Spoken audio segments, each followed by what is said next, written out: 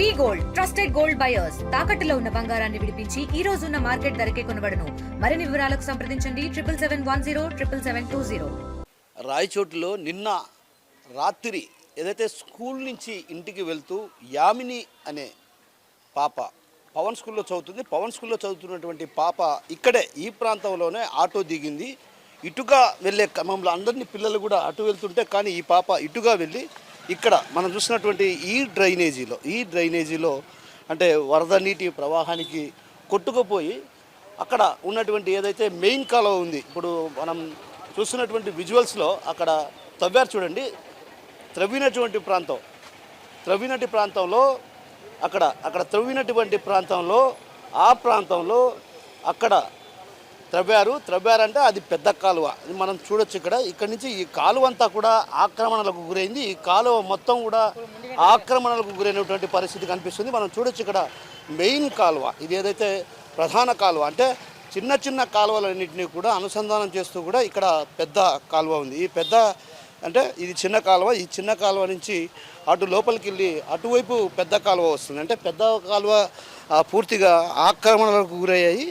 ఆ చిన్నారి ఎక్కడైతే అక్కడి నుంచి ఇక్కడికి వరద నీటి ప్రవాహంలో కొట్టుకుంటూ పోయి మాండవ్య నది, అంటే ఎక్కడైతే మాండవ్య నది ఉందో మాండవ్య నది దగ్గర తేలింది. అంటే ఓ రకంగా పాప ఆ చిన్న కాలువలో నుంచి గుండా ఇట్లా వరద నీటిలో ఇట్లా ప్రవహించి తర్వాత పెద్ద కాలువ ఏదైతే మనం ఇక్కడ సమీపాన ఉన్నటువంటి ఒక పెద్ద కాలువ ఉంది, అక్కడికి వెళ్ళి మనం చూపించే ప్రయత్నం చేద్దాం. ఎందుకంటే ఇదంతా కూడా కాలువ పూర్తి స్థాయిలో ఆక్రమణలకు గురైనటువంటి నేపథ్యం. అంటే కాలువ పైనే ఇండ్ల నిర్మాణాలు జరిగాయి అంటే ఇక్కడంతా కూడా పూర్తి స్థాయిలో ఇవన్నీ కాలువ ఉన్నటువంటి ప్రాంతం. ఈ కాలువ ఉన్నటువంటి ప్రాంతంలో కూడా పూర్తిగా నిర్మాణాలు ఉన్నాయి. మనం కాలువ దగ్గరికి మరి కాసేపట్లో చేరుకుంటాం.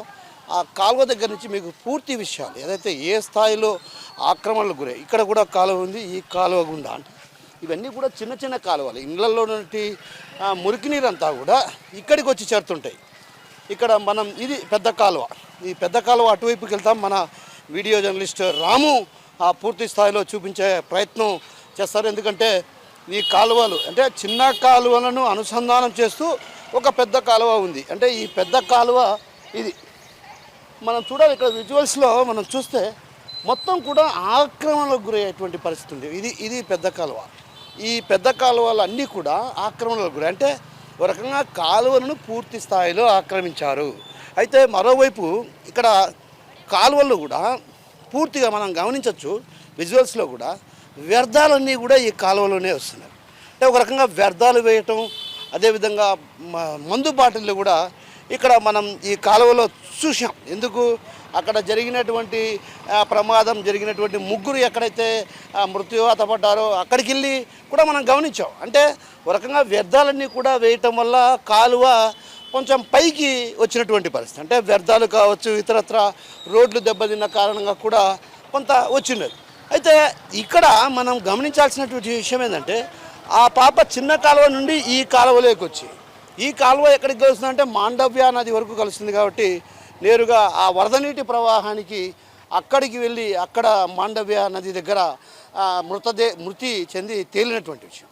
అంటే డ్రైనేజీ వ్యవస్థ పూర్తి స్థాయిలో ఆక్రమణలకు గురయ్యేటువంటి వాదనలు కూడా బలంగా వినిపిస్తాయి. ఎందుకంటే డ్రైనేజీ వ్యవస్థ ఒకవైపు అస్తవ్యస్తంగా మారడాన్ని గమనిస్తే మరోవైపు ఇక్కడ మనం కొన్ని ప్రాంతాల్లో కూడా పైకప్పులు లేని పరిస్థితి. కొన్ని ప్రాంతాల్లో పైకప్పులు ఉన్నాయి, కొన్ని ప్రాంతాల్లో పైకప్పులు లేవు. ఇప్పుడు మనం ఇక్కడ గమనిస్తే ఎవరైనా ఇక్కడ వర్షపు నీరు వస్తుంది, ఈ వరద నీటి ప్రవాహం ఇక్కడ నడుచుకుంటూ వెళ్తే ఎవరైనా పిల్లలు ఉన్నారు, ఆ పిల్లలు ప్రమాదవశాత్తు ఇటు వెళ్తూ ప్రమాదం అంటే పొరపాటునగిన కాలు పెడితే ఈ కాలువలో ఇట్లా వెళ్ళి ఈ కాలువ గుండా మళ్ళీ ఇట్లా అంటే ఓ రకంగా ప్రమాదాలకు గురయ్యే పరిస్థితి ఉంది. ఎందుకు అంటే పైకప్పులు లేవు. ఎక్కడే కానీ కొన్ని ప్రాంతాల్లో పైకప్పులు ఉన్నాయి, మరికొన్ని ప్రాంతాల్లో పైకప్పులు లేవు.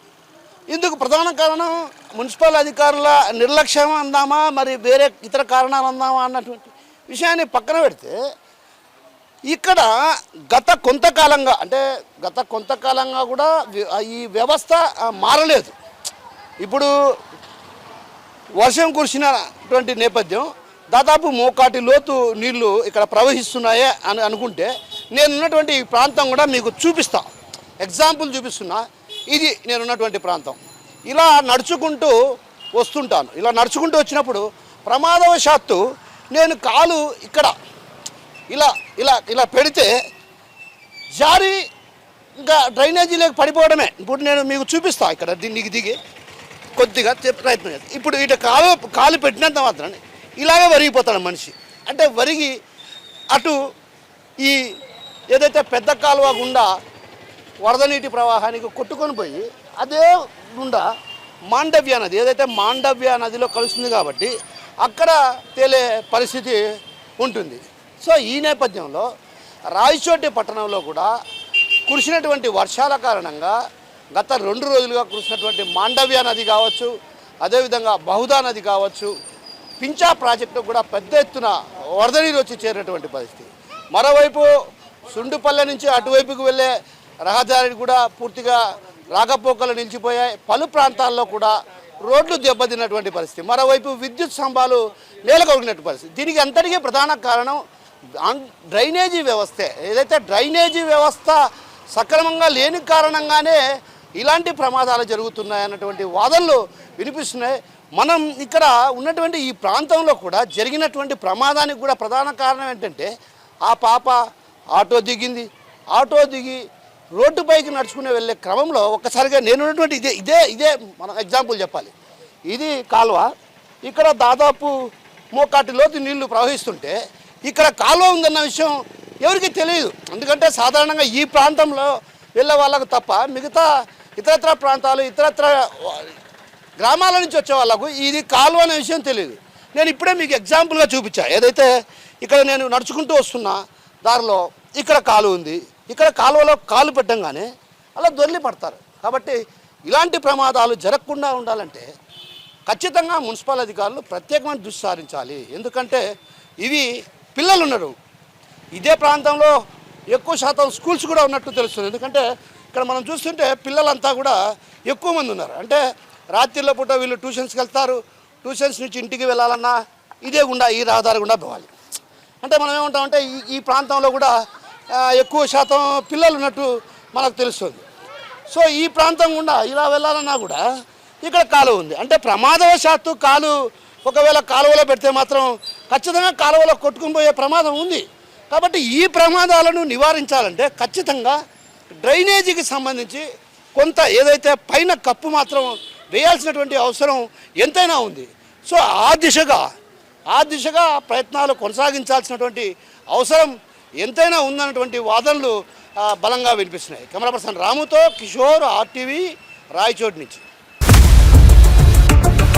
ఇండియా పాకిస్తాన్ ఉద్రిక్తతలపై లేటెస్ట్ అప్డేట్స్ కోసం డౌన్లోడ్ చేసుకోండి RTV లైవ్ యాప్.